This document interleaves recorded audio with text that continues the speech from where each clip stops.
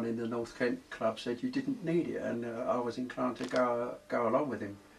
But another thing that surprises me with it, I could put the TS120 on, the RCR70 or the TS830 and find a station there, and you can tune them on, and they're all on the digital readout within a few cycles of each other. So the aging of components and so on doesn't necessarily mean that effective in shifting frequency readouts anyway. I was quite amazed by that.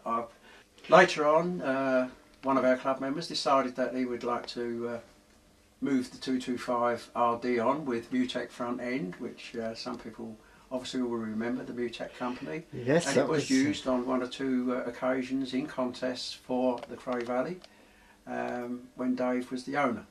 I subsequently took it over and have enjoyed quite a lot of working with that. But unfortunately, when I wanted it to do the station for St John's Church, it let me down. I'd had it up on soak, as it were, for weeks and weeks beforehand to make sure everything was all right. And what happened was, as soon as you keyed up, the display went, and evidently it was the oscillator went off frequency that drives the display. Anyway, one of our Emporium sorted it out for me, and it's going great guns. As Paul would say this morning, I worked him on the way in, and he was impressed with the signal and the quality of the audio. Phil, next to the FT225, I see you've got the famous Bird through line watt meter. Yes, yes. Is that the one you're saying that you bought at the that Cray was Valley? A purchase from one of the Cray Valley junk sales in the days when people used to bring in bags and bags of components that maybe would come from the factory, and they couldn't be bothered to pick them up off the floor, so they swept them up into a bag and said that would do for the junk sale. And one of the members came along one evening, and the Bird was up for sale, and I secured it for £60, which I think was, to me anyway, a bargain. Yes, so, especially seeing you got a couple of yes, the inserts with yes, it. Yes, when you think of the price of the inserts as well, it was complete with 3 inserts. So yes, and it worked very well.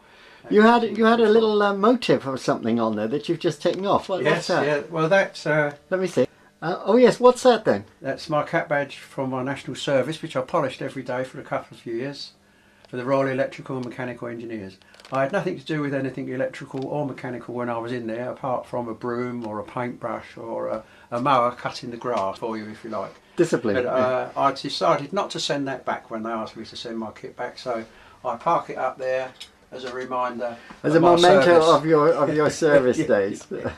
Looking after the Bird through line watt meter. Because lots of those things these days are used more and more with various veterans badges for having served your national service and so on.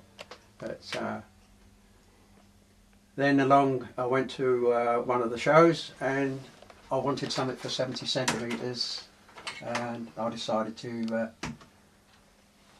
from Lowe, I think it was, Electronics, purchase the Trio 98 or 9500. Very nice little unit. Obviously these days very useful, sideband, 10 watts, but it performed very, very well indeed. And I've always liked that, so again I wouldn't part with it. I managed to actually knock the man down on the stall for about £20 when I bought it. Excellent. So what have we got next to that? The next one is the IC505. Yes. 6 metre portable. Yeah. It's about 8 watts out on maximum. You can drop it down to a couple of watts on the switch there, and with its own built-in whip antenna. Oh right. And not long after purchasing it, my son was very interested in it, as he was a young lad then, and interested in these things. And he was very excited when we pulled the whip up and had the tune round, and there was the Americans coming in on the telescopic whip. Oh yes, and what's that one on a Linko? That's another for 6 meters, is it? Yes, 6 metre Linko FM.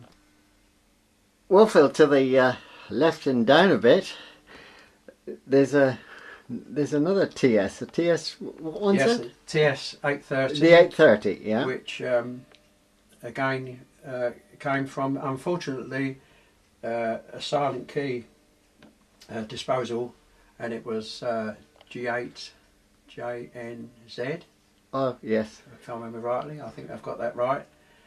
He had purchased it from another silent key sale, which I didn't realise that it was G2WI, the Wild Indian. Was it? Now, when I was at school in 1946, 47, I was in the school where G2WI was a teacher, and he was one of those who forced me to do a forward roll on the mat without coming off sideways, because I could never do anything like that. You know, that type of thing wasn't me, sport or anything like that, I'm afraid.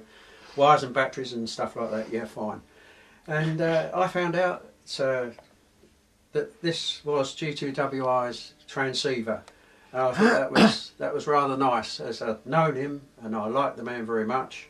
Met him again in later years in the Cray Valley meetings, and reminded him that he'd given me 500 lines to write out for some insignificant offence that I'd committed, but that was the game at the time.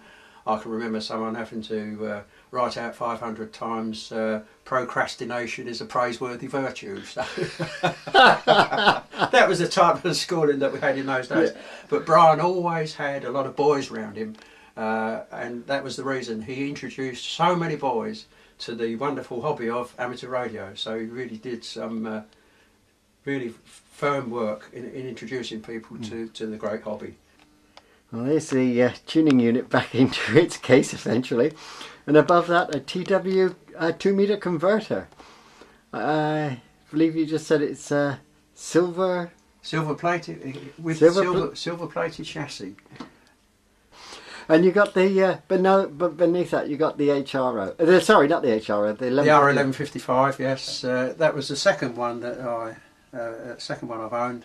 The first one was just 80 metres only, but there was a lot of activity going on top band in those days, and this was the trawler band model, which took in the lower frequencies, and it had a refined vernier drive, which was very positive, very smooth, and it enhanced the listening more than somewhat with the small magic eye tuning indicator. Yes. And you could get spot on frequency with it, and never any problems. Well, Phil, thanks ever so much for showing us around your shack. Let's have a look at the business end of your radio station. Have a look at your antennas, can we? Yes, certainly. Okay, yes, let's go down there. We'll go downstairs and see what we can see. Not a lot, but we'll see you down there.